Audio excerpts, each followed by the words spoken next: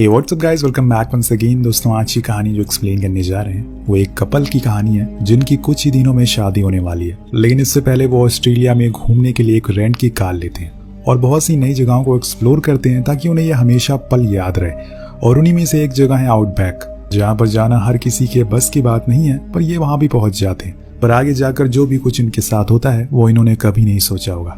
कहानी की शुरुआत होती है लीजा नाम की लड़की जो एयरपोर्ट पर किसी का इंतजार कर रही है। वहीं बाहर बेट भी किसी का इंतजार कर रहा है। दरअसल दोनों एक दूसरे का ही इंतजार कर रहे हैं, लेकिन उन्हें पता नहीं है कि वो आस पास में ही है। लीजा बाहर देखती है तो उसे बेट दिखाई देता है। वो फौरन उसके पास जाती है और उससे सॉरी कहती है लेट आने के लिए, लेकिन वो नहीं मानता और नाराज होकर टैक्सी में बैठ जाता है। हम उसके हाथ में एक मैप भी देखते हैं जिसके जरिए वो आने वाले दिनों में कुछ जगहों को एक्सप्लोर करेगा और उस टाइम को स्पेशल बनाने की पूरी कोशिश करेगा। लेकिन लीजा यहाँ पर बेट के नाराज होने से परेशान हो गई थी क्योंकि वो तो उसे कुछ बात ही नहीं कर रहा होता, बस चुपचाप बैठा रहता है। दोनों एक कार रेंटल शॉप पर रुकते हैं जहाँ से बेट एक कार रेंट करता है, जिसके कुछ देर बाद वो उसे एंगेजमेंट रिंग देता है। दरअसल वो उसे प्रपोज कर रहा था, लेकिन बहुत ही रूड तरीके से, इसीलिए लीजा को जवाब नहीं देती है। वो उस रिंग को वहीं रख देती है। यहाँ पर लीजा असल में अच्छे मौके का इंतजार कर रही थी। जब उसका गुस्सा ठंडा हो जाए तब वो हाँ करेगी। फिर दोनों ड्राइव पर निकल जाते हैं। यहाँ पर बेट जीपीएस को ऑन कर देता है क्योंकि वो दोनों इस शहर में नए हैं और उन्हें इस जगह के बारे में ज्यादा कुछ पता नहीं है। जिसके बाद लीजा अब सभी चीजों को रिकॉर्ड करना शुरू कर देती है, लेकिन बेट अभी भी नाराज था, इसीलिए वो ज्यादा कुछ नहीं कहता। इसके बाद दोनों समुद्र किनारे बीच पर जाते हैं जहाँ पर लीजा ढेर सारी सेल्फीज लेती है और फाइनली बेट से माफी भी मांगती है और कहती है कि वो उसे बहुत प्यार करती है। उसे अब गुस्सा थूक देना चाहिए क्योंकि वो 2 हफ्ते में आर्मी में जाने वाला है, जिसके बाद सालों के बाद आएगा। अब बेट को भी उसकी बात सही लगती है, इसीलिए वो मुस्कुरा देता है और फिर दोनों अच्छे पल को साथ बिताने लगते हैं। लेकिन यहाँ पर बेट के पैर में स्टारफिश काट लेती है, जिससे वहां पर काफी बड़ा जख्म हो जाता है, पर बेट उसे नजरअंदाज कर देता है। हालांकि लीजा कहती भी है कि उसको डॉक्टर को दिखा लेना चाहिए, लेकिन उसका मानना था कि ये अपने आप ठीक हो जाएगा। खैर, अब रात हो जाती है और ये दोनों अपनी कार में ही पूरी रात गुजार देते हैं जैसे कि बेट ने सब कुछ प्लान किया था। पर यहाँ पर लीजा उसे एक फोटो दिखाती है जो कि उसकी ड्रीम प्लेस थी। वहां वो हमेशा से जाना चाहती थी, लेकिन ये जगह जितनी देखने में खूबसूरत लग रही थी उतनी है नहीं। ये बात बेट को अच्छे से पता था, इसीलिए वो मना कर देता है। लेकिन लीजा कहती है कि वो अगर यहाँ तक आ गए हैं तो वहां भी जा सकते हैं, मुझे इससे बहुत खुशी मिलेगी। अब बेट सोच में पड़ जाता है कि असल में वो करे तो करे क्या, और बड़ी देर सोचने के बाद वो मान जाता है और जाने को राजी हो जाता है। वो अपने फोन में उस जगह की लोकेशन डालता है तो यहाँ से 32 घंटे दूर थी, यानी कि इन्हें अभी बहुत लंबा सफर तय करना है। पर ये दोनों निकल जाते हैं अपने लंबे सफर पर। रास्ते में ये कुछ रूल्स बनाते हैं, जैसे कि वहां जाने के लिए उन्हें सिर्फ जीपीएस का रास्ता अपनाना है, कोई भी शॉर्टकट नहीं लेना है। दूसरा, उन्हें अगर फोन का यूज करना है तो पब्लिक फोन का करना होगा क्योंकि उनके फोन की बैटरी बची रहनी चाहिए। वो ये सब इसलिए कर रहा था क्योंकि उसे उस जगह के बारे में कुछ भी पता नहीं था, वो कहाँ पर है। तो वो उसे उस जगह के बारे में और भी कुछ बताती है, जैसे कि वहां पर बहुत सारे कंगारूज रहते हैं और भी बहुत सारी चीजें। पूरे दिन ड्राइव करने के बाद ये लोग होटल में बिताते हैं। अगली सुबह फिर से सफर के लिए निकल जाते हैं। अब आउटबैक वाली रोड पर पहुंचते ही इनका नेटवर्क काम करना बंद कर देता है, जो कि बेट को पहले से ही पता था, इसीलिए उसने जीपीएस को ऑन करा। कुछ दूर जाने के बाद लीजा को एक मरा हुआ कंगारू दिखाई देता है जो शायद किसी जंगली जानवर का शिकार हो गया हो। अब थोड़ा और आगे जाकर इनका जीपीएस रीरूट हो जाता है, जो आगे से यू टर्न लेने को कहता है, जो कि इन्हें दिखाई नहीं देता और ये उसी रास्ते पर चलते रहते हैं और कुछ ही समय बाद एक ऐसी जगह पहुंच जाते हैं जहां पर बीहड़ था और दूर दूर तक कुछ नहीं था। ये लोग फिर भी चले जा रहे थे। जब बेट की नजर जीपीएस पर पड़ती है तो वो कार को रोक देता है क्योंकि वो दिखा रहा था कि अब उन्हें आगे से यू टर्न लेना है। तो लीजा वापस चलने को बोलती है। दरअसल दोस्तों, यहाँ पर लीजा की आंख लग गई थी, जिस वजह से वो लोग आगे आ गए। यहाँ बेट कहता है कि हम जरूर किसी शॉर्टकट पर आ गए हैं, इसीलिए हमें जीपीएस वापस चलने को कह रहा है, लेकिन हमें आगे बढ़ते रहना चाहिए। और वो फिर से कार को स्टार्ट करता है और ड्राइव करना शुरू कर देता है, पर फिर भी वो जीपीएस वही यू टर्न लेने को बोलता है, जिसकी वजह से बेट परेशान हो जाता है और कार से बाहर आ जाता है।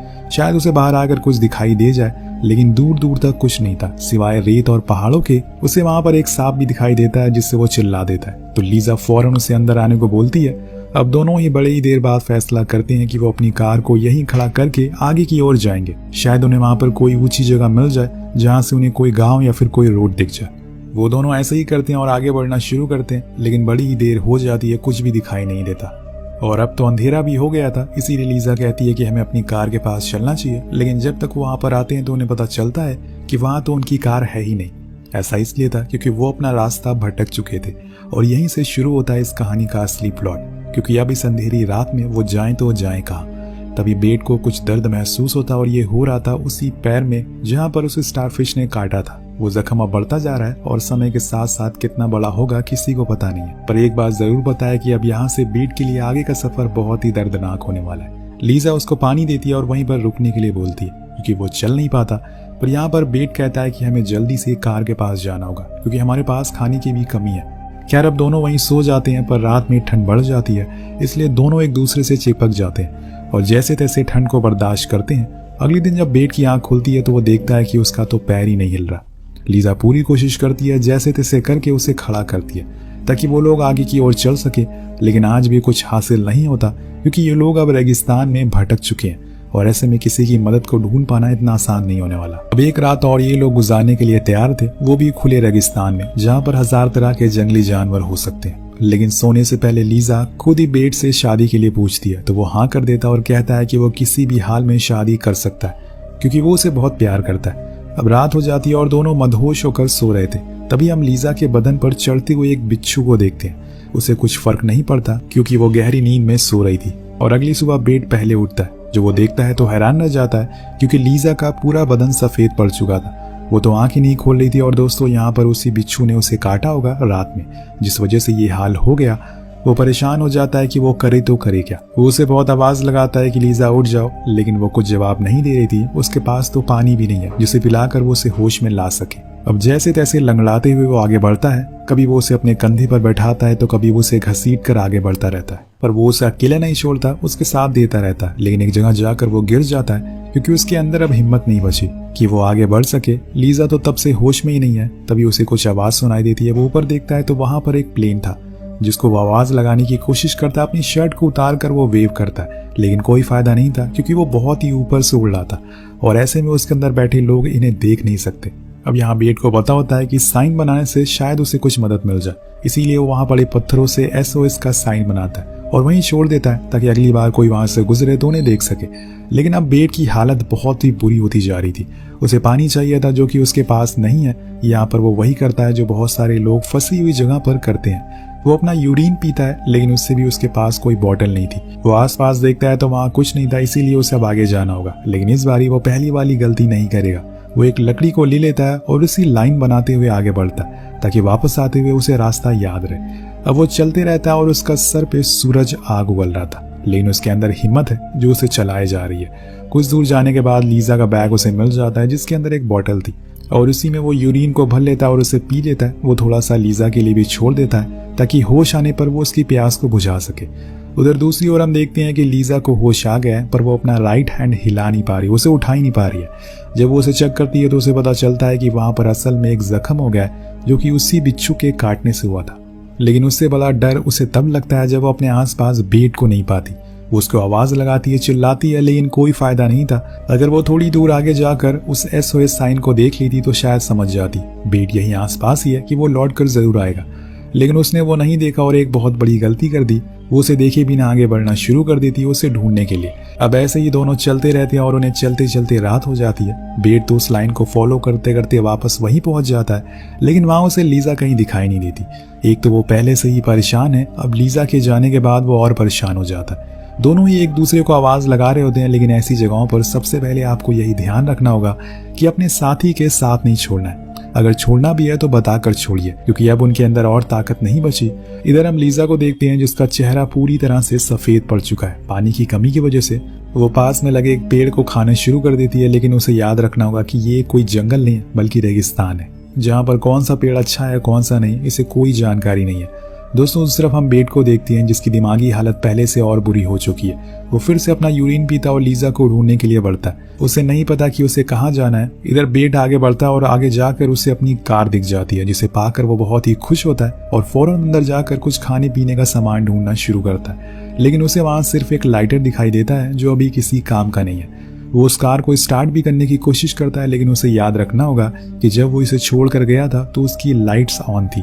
इसी वजह से उसकी पूरी बैटरी खत्म हो गई है और उसे कैसे भी करके किसी भी हालत में पानी चाहिए, और इसीलिए वो कार के वाइपर वाटर को पीने का सोचता है, जिसके लिए कार का बोनट खोलता और बड़े ही मुशक्कत से पीता है। पर यह पानी एक तरह का पेट्रोल है जो आपके अंदर जाने के बाद आपकी जान भी ले सकता है। लेकिन इस समय बेट को सिर्फ पानी का भूत सवार है। वो पानी को पूरा पी लेता है, जिससे उसे उल्टियां भी होती है, पेट में दर्द भी होता है, लेकिन वो फिर भी उसे पीता रहता है। जिसके बाद वो यूरिन करता है और उसे लीजा के लिए सेव कर लेता है ताकि वो उसे पीकर खुद की जान बचा सके।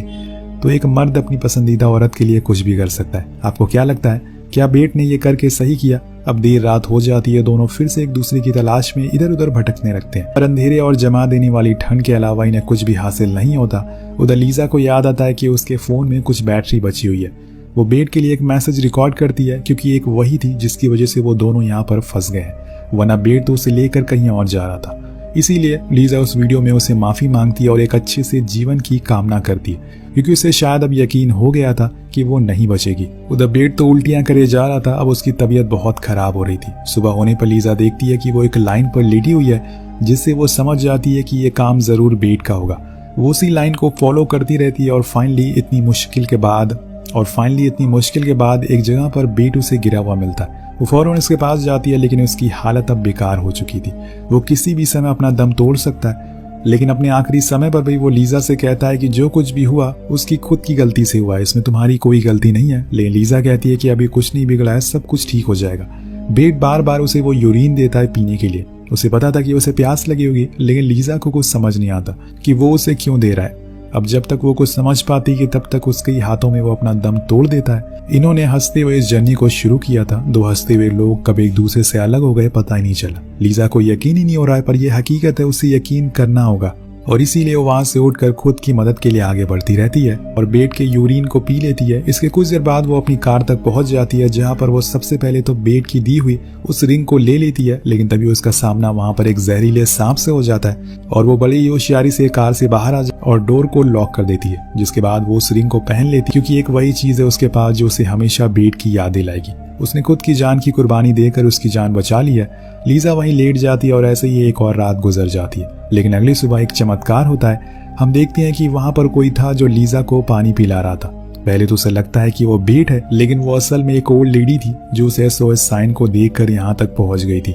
आखिर में हमें बताया जाता है कि बेट की लाश को भी वहां से उठा लिया गया और उसे अमेरिका भेज दिया गया। जब उसकी पोस्टमार्टम रिपोर्ट आई तो उसे पता चला कि उसकी मौत असल में उस वाइपर वाटर को पीने से हुई थी, जो उसने सिर्फ इसलिए पिया था कि वो लीजा को जिंदा रख सके। जिसके साथ ही इस कहानी का यहीं पर अंत हो जाता है। आपको कहानी कैसे लगी नीचे कमेंट करके जरूर बताएगा। मिलते हैं अगली वीडियो में। पीस।